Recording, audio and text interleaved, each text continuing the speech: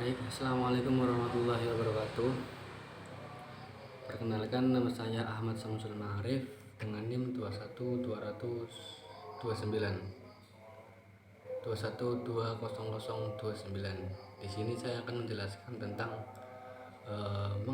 mengapa TGM itu penting, sejarah TGM itu muncul bagaimana, terus juga 5 ahli TGM di Indonesia, terus juga apa yang Anda ketahui tentang TGM. Yang pertama yaitu mengapa TGM itu penting. Nah, TGM atau Total Quality Management akan memberi perusahaan banyak keuntungan jika diimplementasikan dan dijalankan dengan konsisten. TGM adalah singkatan dari Total Quality Management, manajemen kualitas total. Definisi inti dari prinsip ini menjelaskan pendekatan manajemen untuk kesuksesan jangka panjang melalui fokus pada kepuasan pelanggan. Dalam upaya TGM, semua anggota organisasi berpartisipasi dalam meningkatkan proses, produk, layanan, dan budaya perusahaan.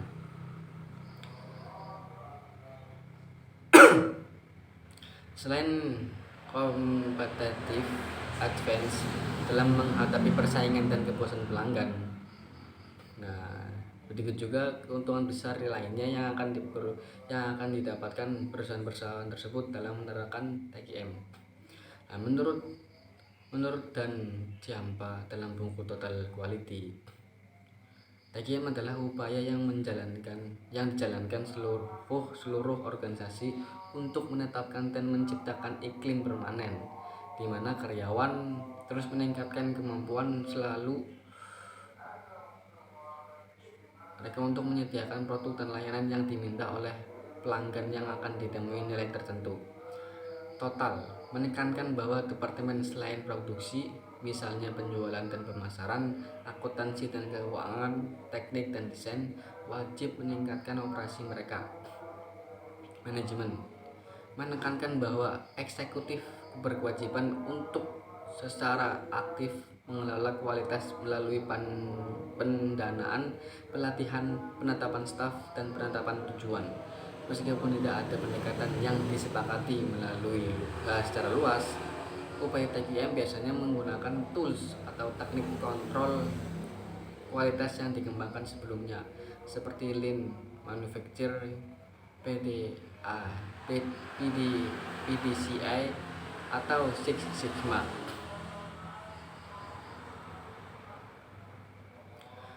Fokus utama TGM. Penerapan TGM membantu organisasi dalam merampingkan proses dan memastikan sistem kerja proaktif yang siap untuk mengatasi penyimpangan dari kondisi ideal.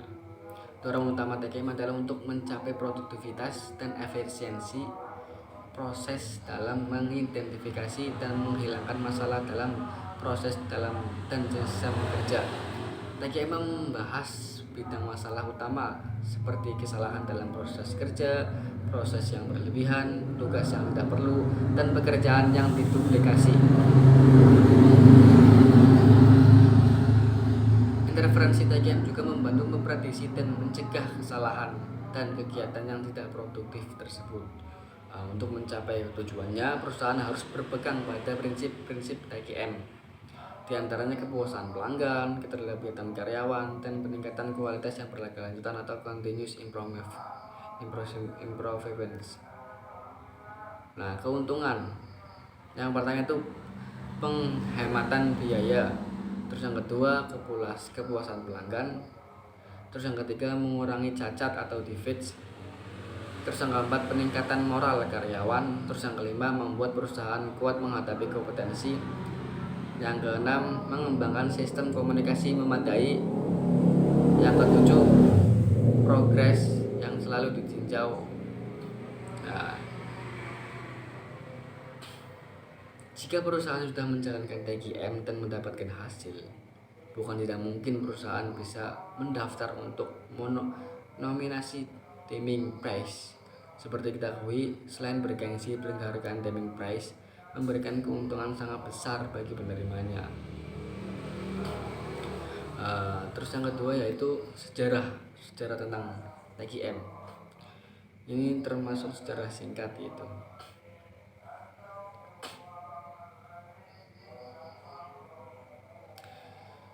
Sejarah singkat perkembangan TGM. TGM bermula di Amerika Serikat selama Perang Dunia Kedua, ketika ahli statistik Amerika Serikat Edward Deming menolong para insinyur dan teknisi untuk menggunakan teori statistik untuk memperbaiki kualitas produksi. Setelah perang, teorinya banyak diremehkan oleh perusahaan Amerika. Kemudian Deming pergi ke Jepang, di mana dia mengerjakan pemimpin bisnis top pada statistical quality control, mengajarkan mereka dapat membangun negaranya jika mengikuti nasihatnya. Nah, TGM muncul sebagai respon pada kesulitan membaurkan pendekatan kualitas teknis dengan tenaga kerja yang berkembang pesat, tak terlatih atau semi terlatih pada saat dan setelah Perang Dunia Kedua. Meskipun banyak dari ide tersebut berawal dari Amerika Serikat, namun sebagian besar perusahaan di Jepanglah yang mengimplementasikannya dan memperbaikinya dari tahun 50-an atau 1950-an. Nah, seperti hanya pendekatan kualitas teknis, TGM juga menekankan pada pentingnya input, namun mengembangkan dari kompetensi teknis juga termasuk pentingnya motivasi dan kemampuan untuk bekerja dalam tim dalam rangka mencegah persoalan. Nah, sebagai tambahan TGM berfokus pada pentingnya proses bisnis yang baik, terutama pada pola mengurangi hambatan dari batasan internal dan mengerti kebutuhan detail pelanggan secara kebutuhan mereka dapat dipenuhi atau sepenuhnya tercapai. Nah, perkembangan ini sejauh ini mendapat tahap di mana TGM menjadi pemikiran terbaik sebagai filosofi manajemen umum daripada pendekatan tertentu untuk kualitas. Dalil TGM telah digunakan oleh European Foundation of Quality Management atau EFQM yang dimodelkan dan pada penghargaan Malcolm Ball Great Quality Awards atau MBQI dari Amerika Serikat dan pendahulunya Deming Prize di Jepang. Evolusi gerakan Total Quality Management atau TQM dimulai dari studi waktu gerak oleh Bapak Manajemen Ilmiah Frederick Taylor pada tahun 1920. Dengan mengangkat aspek yang paling fundamental dari manajemen ilmiah, yaitu adanya pemisahan antara perencanaan dan pelaksanaan. Nah, landasan TQM adalah Statistical Process Control atau SPC, yang merupakan model manajemen manufaktur yang pertama diperkenalkan oleh Edward Deming dan Joseph Juran sesudah Perang Dunia Kedua guna membantu bangsa Jepang membangun kembali peradaban pada masa perusahaan-perusahaan.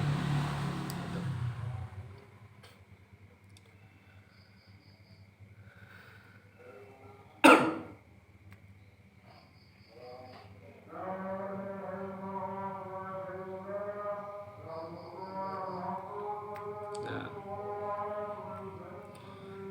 adapun 5 ahli TGM, yang pertama yaitu Edward Deming.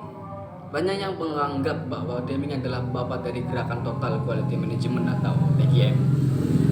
Deming mencatat kesuksesan dalam memimpin revolusi kualitas di Jepang, yaitu dengan memperkenalkan penggunaan teknik pemecahan masalah dan pengendalian proses statistik atau statistical process control.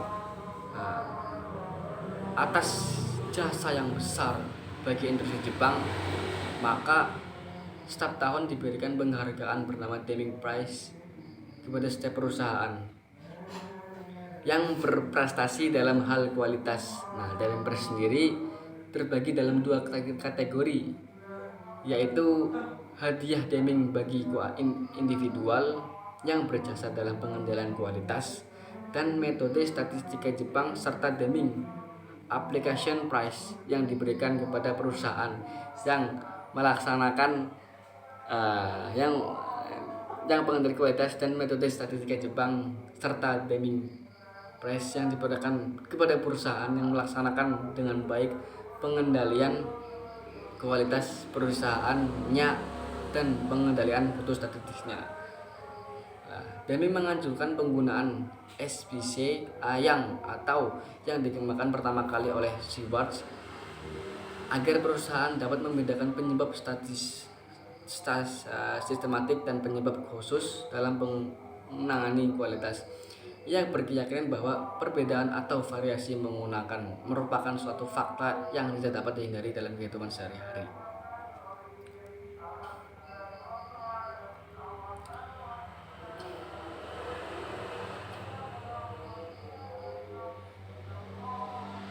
Terus yang kedua, Joseph M. Juran. Juran yang memiliki 2 gelar kesarjanaan atau teknik dan hukum ini merupakan pendiri dari Juran Institute di Wilson, Connecticut. Institute bergerak dalam bidang pelatihan, penelitian, dan konsultasi manajemen kualitas. Juran mendefinisikan kualitas sebagai cocok atau sesuai dengan atau untuk digunakan, the fitness for use, yang mengandung pengertian bahwa suatu produk atau jasa harus dapat memenuhi apa yang diharapkan oleh para pemakainya. Pengertian cocok untuk digunakan ini mengandung 5 dimensi utama, yaitu kualitas desain, kualitas kesesuaian, kesetiaan, keamanan, dan file use. Juran pernah mendapat penghargaan dari Kaisar Jepang berupa medali Order of the Sacred Church atas usahanya dalam mengembangkan kualitas di Jepang dan membina persahabatan antara Jepang dan Amerika Serikat. Kontribusi Juran yang paling terkenal antara lain adalah Juran The Basic Step of Progress, Juran The Step dan sebagainya. Selain itu, Juran juga mengembangkan konsep Managing Business Process Quality yang merupakan suatu teknik untuk melaksanakan penyempurnaan kualitas secara fungsional silang atau cross-functional.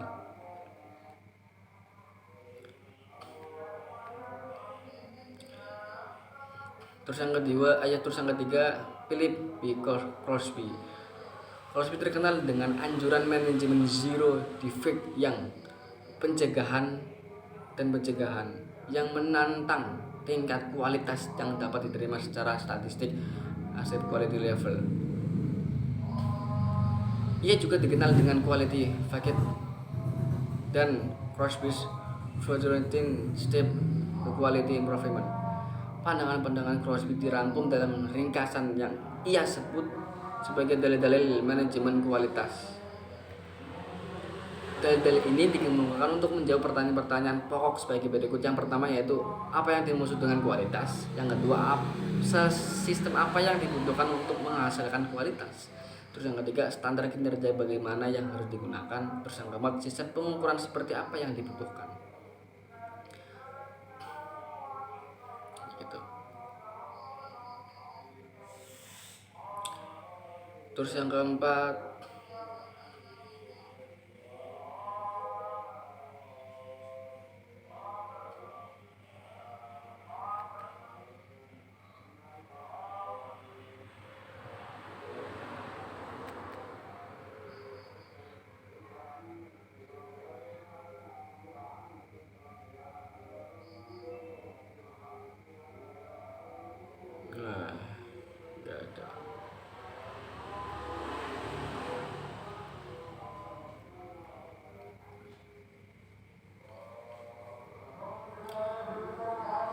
Perbedaan dari tiga ahli manajemen mutu lebih disebabkan oleh praktif atau batasan mereka tentang mutu yang berimplementasi pada tanggung jawab, standar motivasi, pendekatan, struktur, pengendalian, perbaikan, kerjasama, biaya, dan penilaian.